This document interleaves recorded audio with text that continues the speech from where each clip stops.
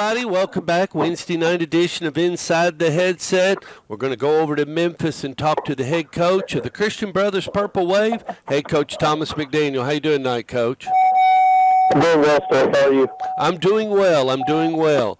Well, got into a tough one on Saturday night, and you played Germantown there at Brothers Stadium, and 26-20. Talk a little bit about it. Yeah, as I told you last week, I knew it was going to be a tough one with the amount of inexperience we had. Talented team, a lot of guys coming back on both sides of the ball for them. It's just 20-3 at halftime. Started out really fast, couldn't sustain, got tired, got mentally tired, and then made more plays in the end, and therefore, we came away with the loss. Coach McDaniel, do you just feel like maybe your team kind of lost the way, or you sound like you guys were executing, things looked to be going well, or did you come out at halftime thinking we'll be able to just come right back out and pick up where we left off, or well, or was it like weird? I said, we were up 20-3, and really had left a touchdown on the field because we had the ball in the red zone for about 6 plays and couldn't score.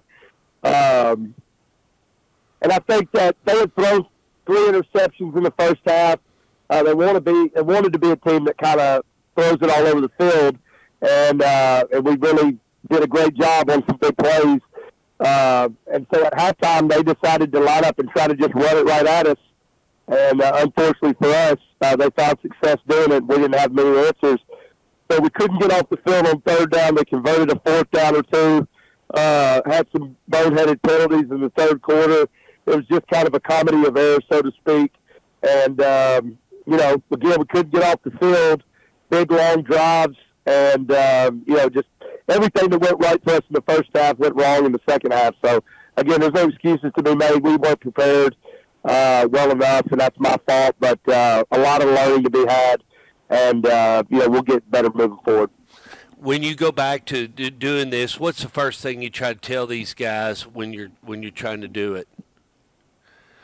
When you're trying for us, the message was pretty simple on Monday because we played on Saturday and not Friday.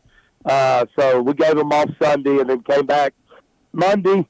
And, the two things that I think stood out the most to me was that they play with anxiety, not excitement. And, basically they are just playing not to mess up. It's a fear of failure instead of just cutting it loose and going. And the second thing is, we talk about mental toughness all the time. There's obviously the physical aspect of toughness in football, but a lot of it's mental. And when you think you're tired, you're probably not nearly as tired as you think you are. And when we ask you to empty your bucket, most of the time your bucket still has a lot left in it, and you aren't willing to empty it all the way out. So we've got to learn how to play harder for longer periods of time. We've got to really learn how to strain and finish. And then again, we've got to learn how to quit paralyzing ourselves through fear, instead play with emotion and excitement. And you speak of that, and I was mentioning that to another coach, it's really important that when you're in a certain situation, it's just to really, when you get to a certain point, you got to know how to put a team away. Yeah, and we had those chances. Well, again, we talked to our kids last week. I try to give them as much information as I can without just being a guy that never shuts up. I don't really love the coach speech stuff that much. I enjoy coaching, but I don't really, people probably think I like to talk about it, but I really don't care to do it that much. But yeah, more games are lost than won, and winning is hard. It's easy to mess around, screw up, and lose a game. It's hard to win a game, especially when you don't have the ability to finish. So again, that's what we've got to work on. We had a critical couple series of offense in the third and fourth quarter where we had chances to really suck the momentum back, on our side and get going and had opportunities, and we just didn't make the plays. So, at the end of the day, as I've told the kids, I'm going to take all the blame because I'm supposed to. My skin's thick enough. I've been doing it long enough now that I'm not worried about all the naysayers. It doesn't bother me. I won't lose a bit of sleep over it tonight. But I mean, it is the it is the cliche that they are the one playing the game, and when we call plays and we don't execute them, we're putting you in position. So at some point, players are making the plays, and so we did. We started 4 new offensive linemen. We got a brand new fullback, brand new tailback. We had a lot of young guys, and it'd be a lot easier to play a team where we feel like we could just kind of get the rust off. But like I told the kids earlier last week, it was kind of like the game in town. It was on a Saturday night. Tons of people there. To say it was chaotic and loud and all that would be an understatement. And you got to know how to stay calm in the middle of the storm. And you can talk about it. You can lecture them.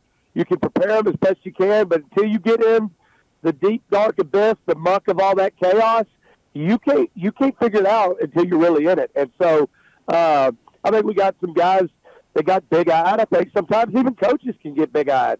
And you got to understand at the end of the day, it's still the game. And you got to go out and execute. You got to be able to communicate with the players, communicate with coaches. And did I lose you there? No, you're still here, Coach. We're just listening to you. Okay. So anyway, we just we got a lot of learning, and like I said, every day is a new experience for some of our guys. But it was great atmosphere, great rivalry from years and years past, and it was a great game like it was last year. This year, they just made a few more plays than we did, and they came away with a victory.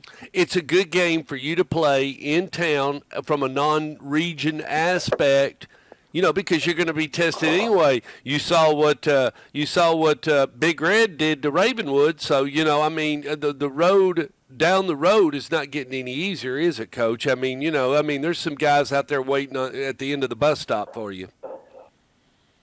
Well, I mean, that's just our league. I mean, it is what it is. And, again, you would like every year to have a ton of guys with experience and ready to play in these big games early. But it's a marathon. It's not a sprint. And so we got a lot of guys that need game reps, and we got to figure out who our best people are, and we got to get healthy. I have one offensive lineman that's been out all fall camp with a minor knee issue, but he'll be back soon. So, just a lot of variables that we couldn't overcome on Friday, but it's not an excuse.